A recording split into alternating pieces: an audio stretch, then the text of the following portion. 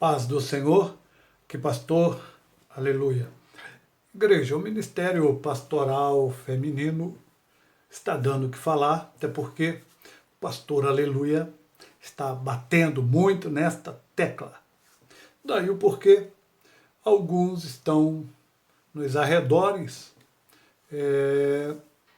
querendo mostrar força, entusiasmo, conhecimento e estão se levantando, fazendo seus estudos. E aí me vem essa pérola que o nosso irmão, o Everton, nos enviou. Pastor Marcos Granconato. Pastor Marcos Granconato, da Igreja Batista Redenção. Se não me falha a memória. Ele vem falar sobre o ministério pastoral feminino com muita ênfase, com muito entusiasmo. Veja o que ele diz. Vejam aí 1 Timóteo 2,12, fala assim: não permito que a mulher ensine, nem exerça autoridade de homem, esteja porém em silêncio, aqui sobre o trabalho das mulheres na igreja. A mulher não pode ser pastora, não adianta, pode espernear, gritar, berrar, não tem jeito. Esse texto não tem como ele sair daqui. Ele está aqui e vai continuar aqui, não adianta. Perceberam aí o que ele disse? Com muita prepotência, com muita convicção, aqui sobre o trabalho das mulheres na igreja. Mulher não pode ser pastora, pode espernear, gritar, berrar. Você sabe quem é que berra, né? Até berrar. Não tem jeito. Aqui sobre o trabalho das mulheres na igreja. A mulher não pode ser pastora, não adianta, pode espernear, gritar, berrar, não tem jeito. Esse texto não tem como ele sair daqui. Ele está aqui e vai continuar aqui, não adianta. Aqui tem só um pequeno problema, pastor. Esse texto, para você dizer o que você disse, afirmando aqui sobre o trabalho das irmãs. Aqui é sobre o trabalho das irmãs. Não permito que a mulher ensine nem exerça autoridade de homem, esteja, porém, em silêncio. O Senhor disse, aqui é sobre o trabalho das irmãs, na igreja, mulher não pode pastorear. Ocorre que as palavras-chave, pastor, desse texto são mulher, homem, permitir, autoridade, ensino, Adão e Eva. Veja, as palavras-chave desse texto são mulher, homem, permitir, ensino, Adão e Eva, autoridade. Estas são as palavras-chave que estão no texto, ok? Mas o Senhor disse, aqui sobre o trabalho das mulheres na igreja. Mulher não pode ser pastora, pode espernear, pode gritar, pode berrar. Para eu dizer uma frase dessa, uma colocação dessa, ou ter uma hermenêutica dessa, eu deveria pelo menos, pastor, achar nesse texto que ora o Senhor leu, eu deveria achar aí algumas palavras-chave para essa semântica e para essa interpretação. Quais? Eu deveria achar aí pelo menos a palavra igreja, não tem. Olha no texto, não tem.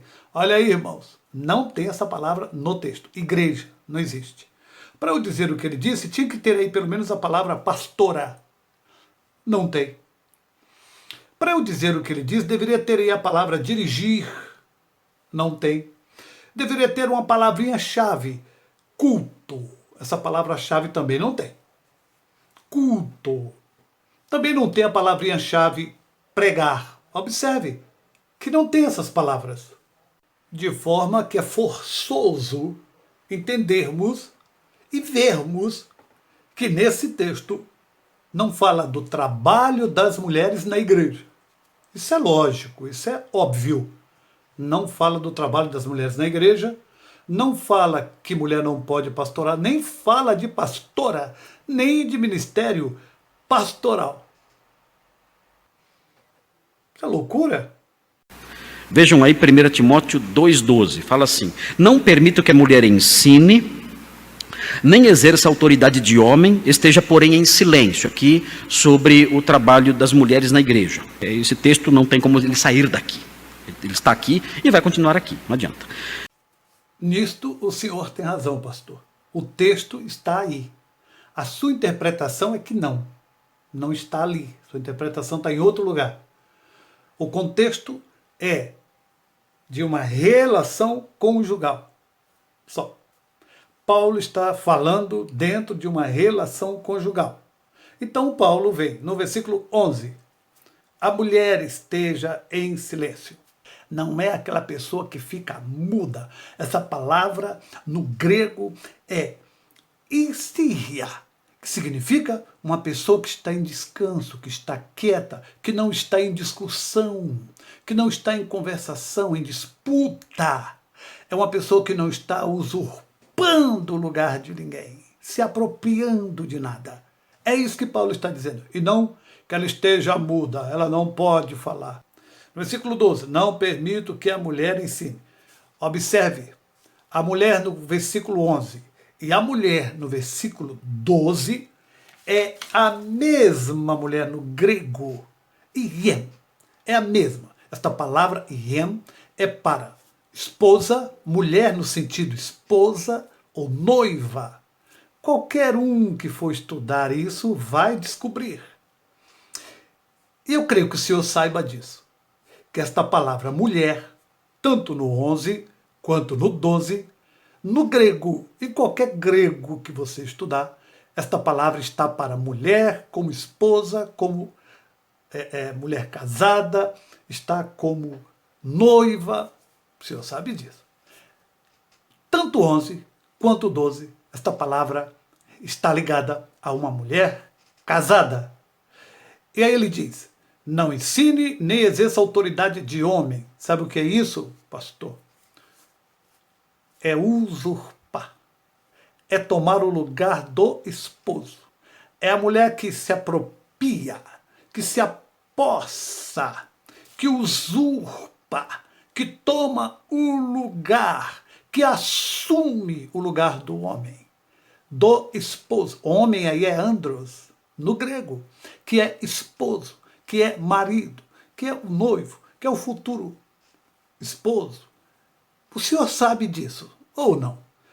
Mas qualquer um bobinho que for estudar um pouquinho vai perceber que Paulo está dizendo que a mulher não deve inverter os lugares. Ela é a mulher, ela é a esposa, ele é o homem, ele é o cabeça, e Paulo vai falar sobre isso.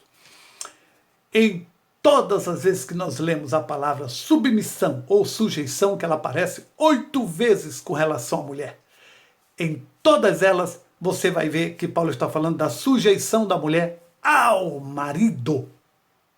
Sujeição, quando aparece ligado à mulher, Paulo sempre vai falar da sujeição da mulher ao marido e não a qualquer homem. O senhor sabe disso, pastor? Com certeza sabe.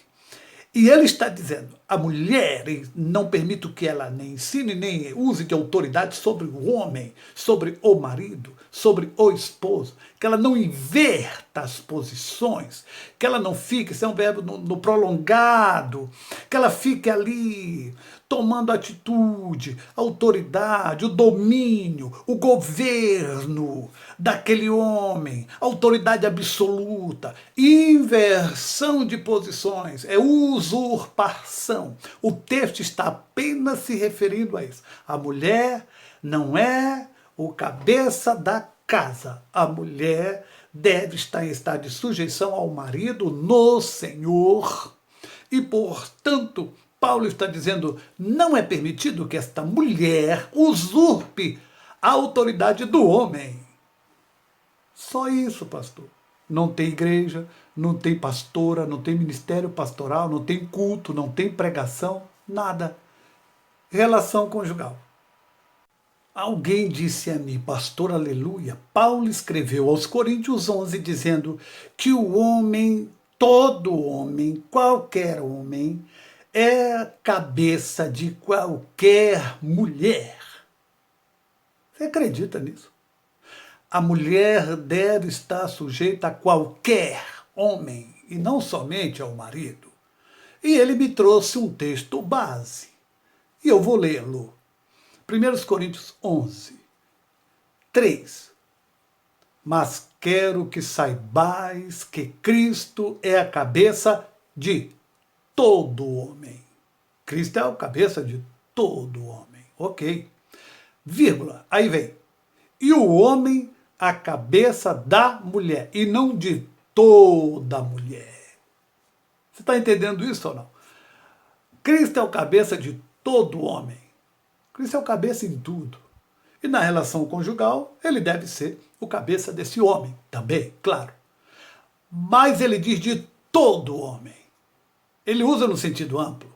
Mas quando se refere à mulher, na relação, aqui muda o tom, na relação conjugal. Aí ele diz, o homem é o cabeça da mulher, porque ele é o cabeça dela na relação conjugal. E não em qualquer relação. Na relação civil, na relação ministerial. Não, na relação conjugal, o homem é o cabeça da mulher. Versículo 3. Mas quero que saibais que Cristo é o cabeça de todo homem. E o homem o cabeça da mulher. Restringiu agora, porque agora ele se refere ao quê? A uma relação conjugal. Só isso. Então, o apóstolo Paulo, ele embasa a proibição da mulher exercer autoridade na igreja, ele embasa essa proibição sobre duas doutrinas, são dois pilares. O primeiro pilar, a ordem da criação. Primeiro foi formado Adão e depois Eva. Esse é o primeiro pilar sobre o qual ele constrói essa proibição da mulher não exercer autoridade na igreja.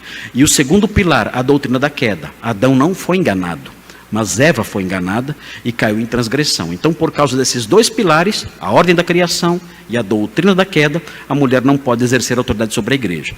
Não, pastor Marcos Granconato. Não. Paulo, não ponha na boca de Paulo aquilo que Paulo não disse. Paulo não embasa a proibição da mulher exercer autoridade na igreja. É o Senhor que está dizendo. Paulo não está falando de autoridade de mulher na igreja. Paulo está falando da mulher que usurpa o poder do homem, do marido, na relação conjugal. Só. O texto não fala de igreja, o contexto não fala de igreja. Paulo está falando dentro de uma relação conjugal, pastor. Uma relação conjugal. Não põe a palavra na boca de Paulo. Não diga o que Paulo não disse. Aliás, não diga o que a Bíblia não diz.